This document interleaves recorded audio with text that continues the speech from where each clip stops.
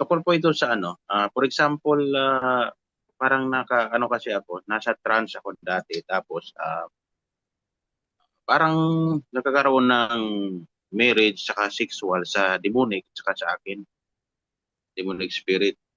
Pero nirenounce ko na siya. Binigyan na ako ng kuha ni Father Darwin. Ah, Matatanggal pa ba ito, bro? Ano ba ito? During exorcism o paano ba? Kuha pa kaya itong attachment na ito from demonic spirits? Una, kung pag-usapan natin ang ritual sa exorcism, 10% sa exorcism, 90% ang dapat gawin ninyo na kilos para accept it and use it as para sa kabanalan. No? So, ibig sabihin, bakit 10%? Walang silbi ang gagawin na solemn exorcism kung kayo mismo ay hindi susunod sa mga assignment. Oh. So, nasa inyo ang tulad sa doktor, walang silbi ang doktor, ang mga gamot, kung di susunod yung pasyente mismo.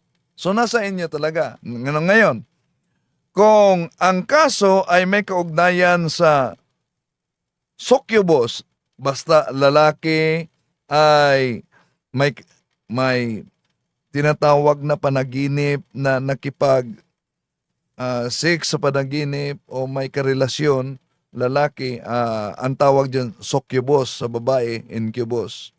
Isa sa mga dahilan, una, yung tinatawag na sin of lust.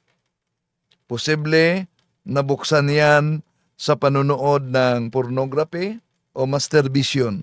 Yan. O kaya'y may mga ninuno kayo noon na paiba-iba ang relasyon. So, yan. So, ano ang dapat gawin? Sa Ministry of Liberation, meron yung sacramental na tinatawag na Belt of Saint Joseph. No? Iwan ko kung meron ba sila si Father Darwin na ganyan.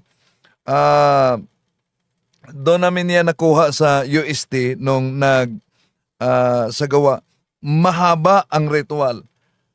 So kung may problema kaugnay sa spirit of lust, remember the sin of lust is very sticky sin.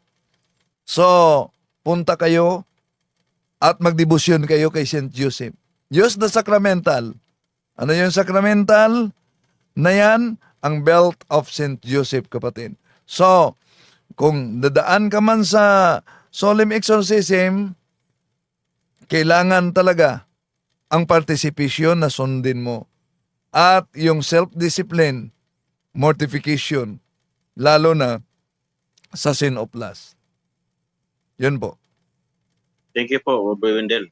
Tsaka hindi lang po yan actually yung kwan sa akin. Meron din ako parang psychic ability.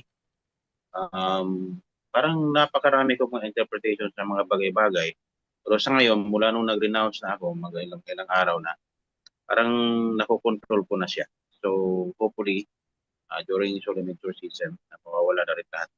So, paulit-ulit mong i-renounce yan at tandaan natin ang psychic ability, kung gaano na kalalim na nagamit yan, ganon din ka tagal siyang pwedeng tanggalin. So, ang psychic ability pwedeng masarado sa ritual ng simbahan, maklose ito, pero pwede siyang mabuksan muli. Tandaan natin ha, sa anong paraan?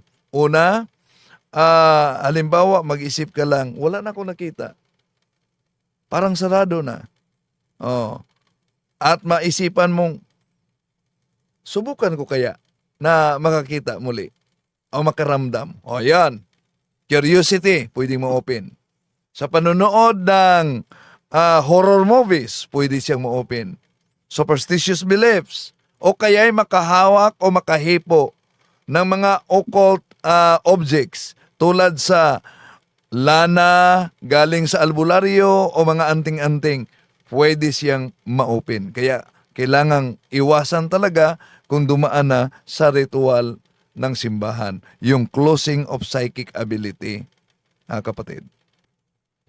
Thank you po, Bro Wendell. Thank you very much po sa